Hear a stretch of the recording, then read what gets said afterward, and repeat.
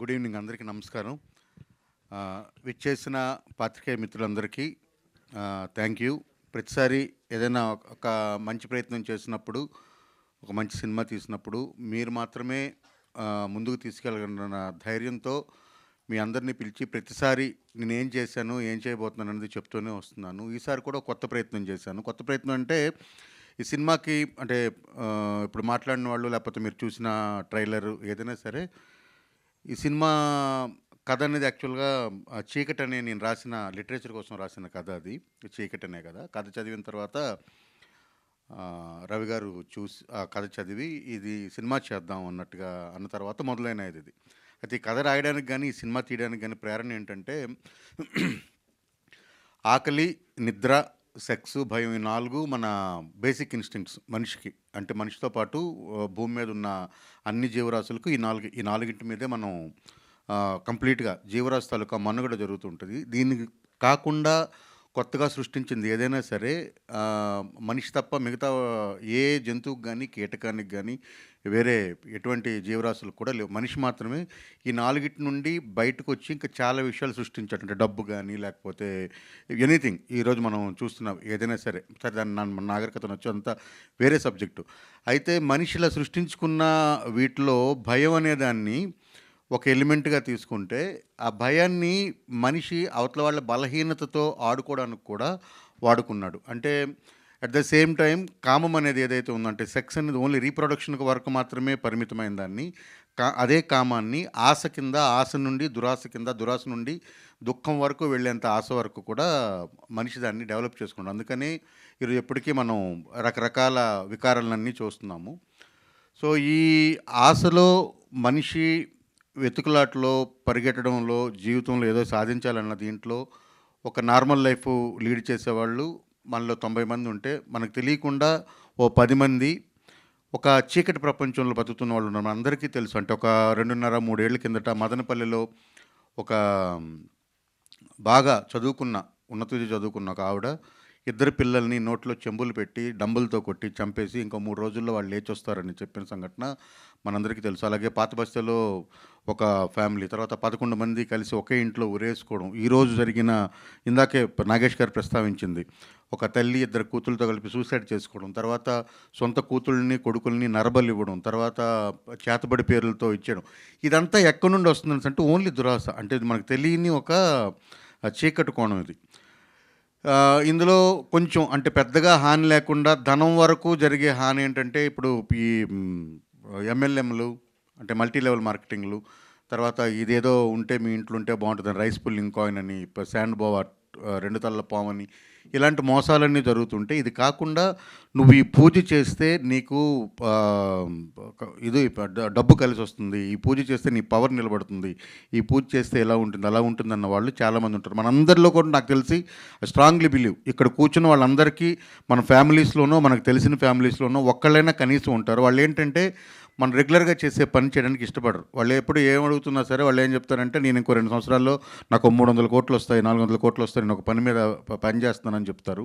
ఇందులో క్షుద్ర పూజలు చేసేవాళ్ళు ఉంటారు. తర్వాత ఏదో తెలియని ఒక రాయి గురించి వెతుకుతున్న వాళ్ళు ఉంటారు. ఇలాంటి వాళ్ళంటూ ఉంటారు చూసారా. ఇలాంటి వాళ్ళ ఫ్యామిలీస్లో అసలు ఏం జరుగుతుంది? ఇప్పుడు ఇందాక నేను చెప్పిన ఉదాహరణలో 18 ఏళ్ళు 20 ఏళ్ళు ఉన్న 2 అమ్మాయిల్ని ఒక అమ్మాయి పొద్దున్నే రాత్రంతా పూజ చేసి పొద్దున్నే వాళ్ళ 2 నోట్లలో 2 చిన్న మరచెంబులు కుక్కి డంబులతో చంపిందంటే, ఆ ముందు రోజు రాత్రి వాళ్ళు ఎలా ప్రిపేర్ అయ్యారు దానికంటే ముందు ఒక 2-3 ఏళ్ళు వాళ్ళ ఇంట్లో అసలు ఏం జరిగింది, వాళ్ళు ఎలా లోపలికి. ఇప్పుడు మనకి చంద్రశేఖర్ రెడ్డి గారు అప్పుడు ఒక సినిమా తీశారు అనుకోకుండా ఒక రోజున, దాంట్లో కల్ట్.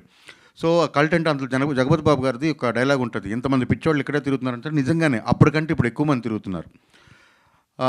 ఈ సినిమాలో పిల్లిమాయ అనే ఒక వస్తువు, ఇలాంటి పిల్లిమాయ అనే ఒక ఐటెం గురించి శోధించే, దాన్ని సాధించే ఒక వ్యక్తి జీవితమే ఈ సినిమా యాక్చువల్గా. సో వాళ్ళ ఇంట్లో ఏం జరిగింది, ఆ పిల్లిమాయ అనేది ఒకటి ఉంటే, పిల్లి ప్రసవించినప్పుడు దాంట్లో వచ్చే మ్యూకస్ అనమాట అది. సో అది ఉంటే అది ఈరోజు సోషల్ మీడియాలో చాలా పబ్లిక్గా ఇంటర్నెట్లో, ఇన్స్టాగ్రామ్లో రీల్స్ చేసి మరీ అమ్ముతున్నారు పిల్లిమాయ అని చెప్పి.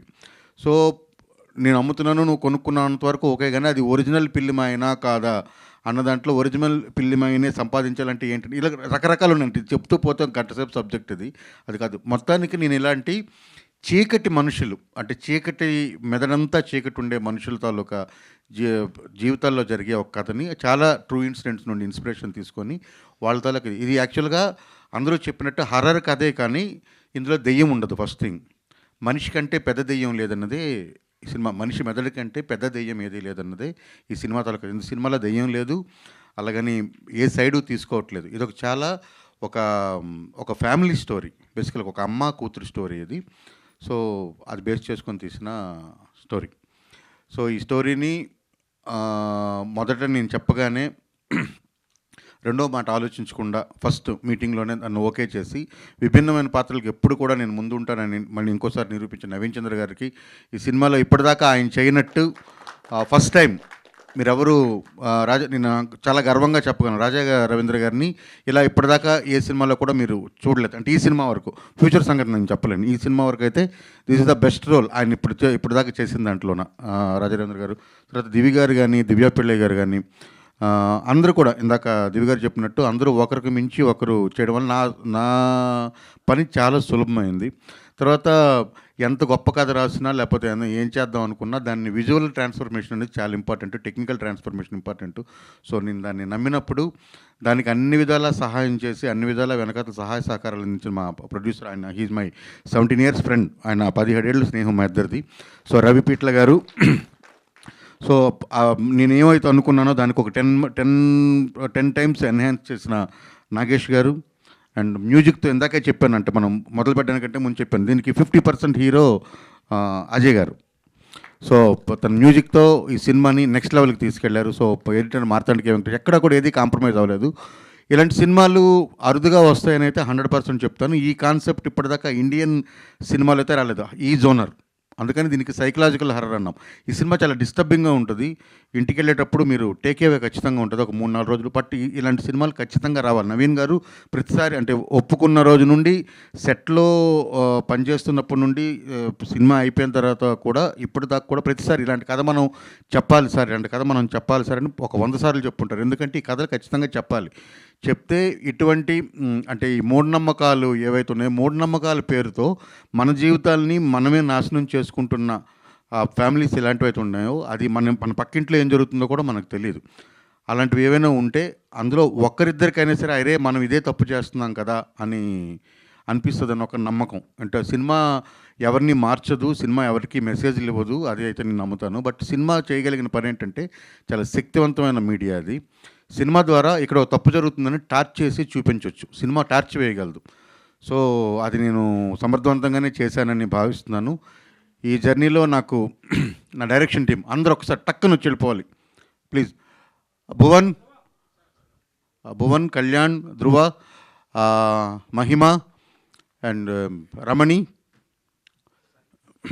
సాయి వచ్చాడా? Sai come come come come Pavan, అందరు రావాలి.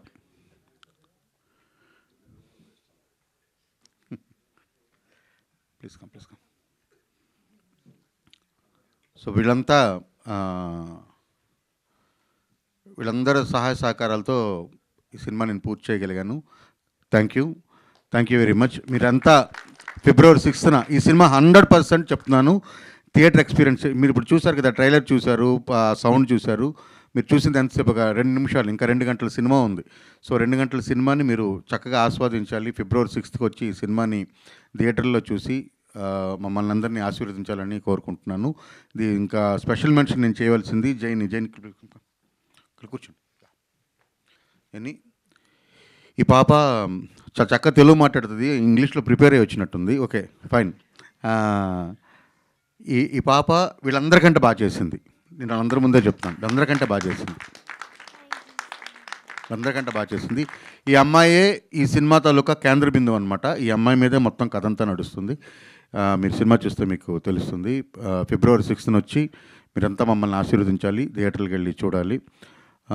రెండోది, మంచి కంటెంట్ వచ్చినప్పుడు దయచేసి మళ్ళీ నేను అడుగుతున్నానంటే, ఈ సినిమాకి అంటే నేను కాంట్రవర్షియల్గా మాట్లాడాలని కానీ లేకపోతే ఇంకోటి కాదు, చాలా ఆత్మపూర్వకంగా చెప్తున్నాను. ఈ సినిమాకి ఏం బడ్జెట్ పెట్టాలో ఆ బడ్జెట్ పెట్టి తీసిన సినిమా. అంటే సినిమాకి మాత్రమే బడ్జెట్ పెట్టగలిగిన సినిమా. ఎందుకంటే ఈ కథలు అందరూ ధైర్యం చేయరు. ఎందుకంటే ఒక కామెడీ చేద్దాం, లేకపోతే ఏదైనా ఒక రొమాంటిక్ సినిమా చేద్దాం, లేదా కమర్షియల్‌గా వర్కౌట్ అయ్యే సినిమా చేద్దాం అనుకుంటారు. ఇది ఇప్పుడు కాదు, ఎప్పుడూ ఉంది. సినిమాలో ఎప్పుడు కూడాను ప్యారలల్ సినిమా అని ఒకటి ఉంటుంది. తర్వాత కంటెంట్ డ్రివెన్ సినిమా ఒకటి ఉంటుంది. రెగ్యులర్ మెయిన్ స్ట్రీమ్ సినిమా అనేది ఒకటి ఎప్పుడు ఉంటుంది. సో ఈ సినిమాలు చేస్తూ ఉండేవాళ్ళు ఉంటేనే సినిమా అన్నది ముందుకెళ్తూ ఉంటుంది. అంటే అన్ని జోనర్స్‌ని ఎక్స్‌ప్లోర్ చేయాలి.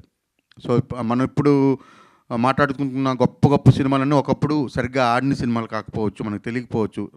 మన దాంట్లో చూసుకున్నట్టు నేను వరల్డ్ సినిమా పక్కన పెడితే తెలుగులో చూసుకుంటే ఇంతకుముందు ఎప్పుడో ఏమీ కాని సినిమాలని రిలీజ్ చేసినప్పుడు ఇవన్నీ కల్ట్లు, క్లాసిక్లు అనుకుని ఉన్నాయి. సో సినిమా అనేది ఎప్పుడూ ఒక ప్రవాహం. సో ఈ సినిమాకి ఏంటంటే ఈ సినిమాకి ఎంత కావాలో అంత బడ్జెట్టే పెట్టడం జరిగింది. సో ఆ బడ్జెట్ పెట్టి ఆ బడ్జెట్‌తో ఈ సినిమాని చేసాము. చాలా మంచి సినిమా చేసాము. ఇంటర్నేషనల్ క్వాలిటీతో చేసాము. అయితే నా స్పెషల్ రిక్వెస్టు నా ఇదేంటంటే ఈ సినిమాకి మీరందరూ ఊపిరిపోయాలి. సో బీయింగ్ ఏ ఫార్మర్ నేనంటే ఇంతకుముందు నేను కూడా జర్నలిస్ట్‌గాను, కాలమిస్ట్‌గాను పనిచేసిన వాడిని. కథలు చెప్పాలన్న తపనతో ఉన్నవాడిని. సో నేను ఇంకో మంచి సినిమా చేయాలని అనుకుంటే ఈ సినిమా ఆడాలి. లేకపోతే నేను చేయలేను. సో ఒక 4 సినిమాలు చేసిన తర్వాత నేను అలసిపోతాను. నేను కూడా ఇంకేం చేయాలనుకుంటే నేను అది చేయదలుచుకోవట్లేదు. దయచేసి మీరంతా కూడా మంచి సినిమాని పుషప్ చేస్తే, ఎందుకంటే మీరు మాత్రమే చేయగలరు. మీ చేతుల్లో మాత్రమే ఉంది. ఓకే.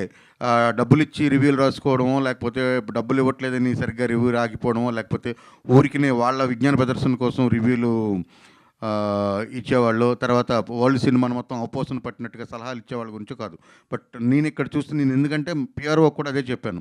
సో సినిమా పట్ల ఇంట్రెస్ట్ ఉన్నవాళ్ళు, సినిమాలో ఎకో సిస్టమ్‌లో ఉన్న వాళ్ళని మాత్రమే మనం పిలుచుకుందాం. వాళ్ళతో మనం మాట్లాడదాము. వాళ్ళని రిక్వెస్ట్ చేయడానికి ఉంటది అని చెప్పాననమాట. సో దయచేసి మీరంతా కూడా ఈ సినిమాని చూసి సినిమా బాగున్నట్లయితే దీన్ని కనీసం మీరు ఊపిరూదాలి. ఇది నా సైడ్ నుండి request. Thank you very much మీరంతా వచ్చినందుకు.